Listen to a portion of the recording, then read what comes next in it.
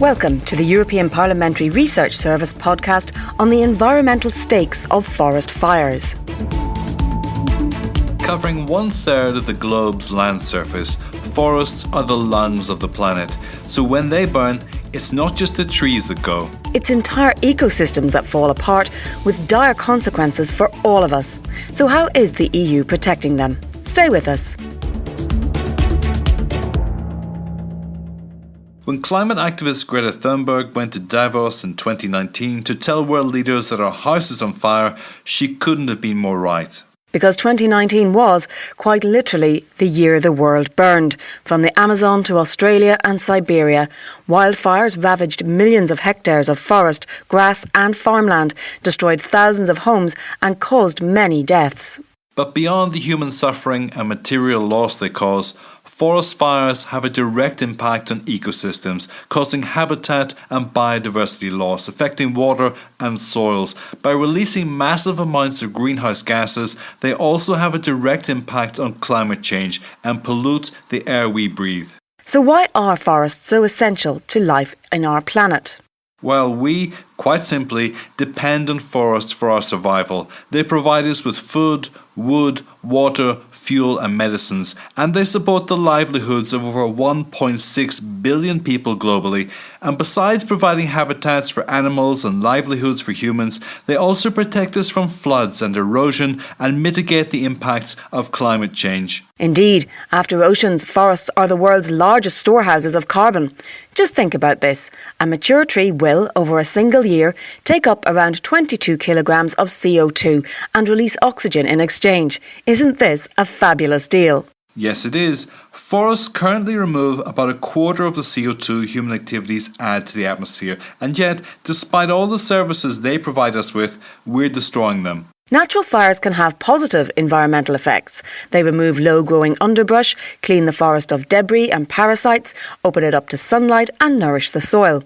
But most fires are man-made, whether deliberate or accidental.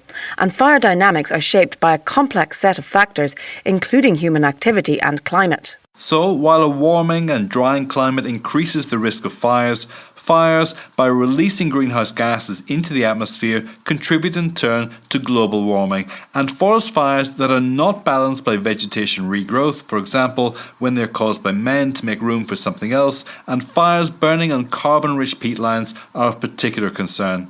So how safe are we in Europe? Well, no one is safe from the global impacts of forest fires, and in Europe, the situation is particularly worrying. More European countries suffered from large forest fires in 2018 than ever before, and Sweden experienced the worst fire season in its history.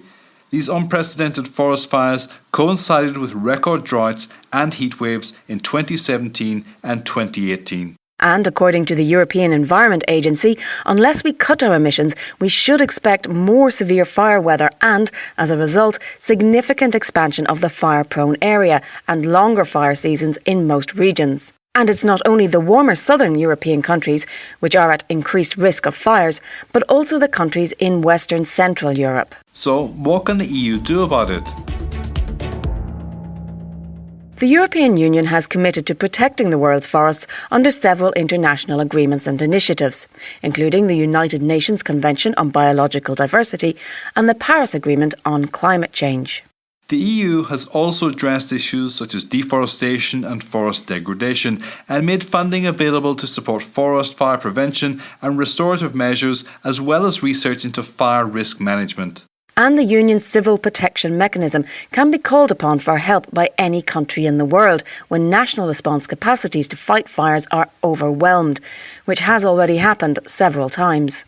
Under the European Green Deal, the EU is also working on a new EU forest strategy to strengthen forest preservation and restoration within the EU to reduce the risk and severity of forest fires, and more initiatives are on the pipeline. To halt deforestation, the European Parliament has recently asked the Commission to propose a new EU legal framework based on mandatory due diligence for companies placing forest and ecosystem risk products on the EU market.